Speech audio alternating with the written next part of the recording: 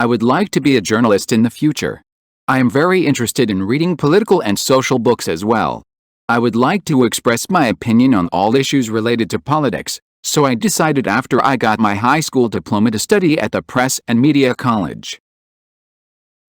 I am trained to write correctly and come by knowing the grammar of the language well, as well as knowing the meanings of the words, and how to correctly configure the sentence.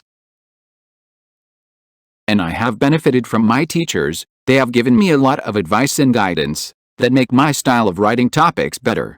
I am the head of the school's journalism group. I write a daily article in the school wallpaper. I also set up the newspaper form.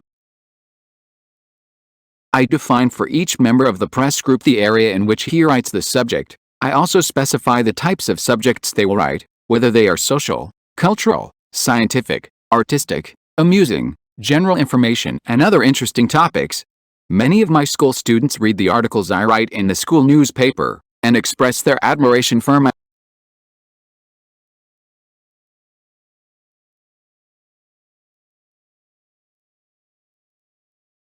I would like to be a journalist in the future.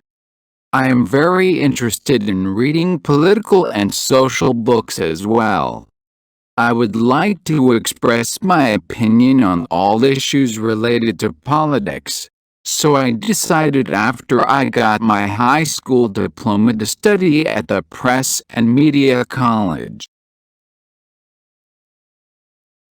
I am trained to write correctly and come by knowing the grammar of the language well, as well as knowing the meanings of the words, and how to correctly configure the sentence. And I have benefited from my teachers.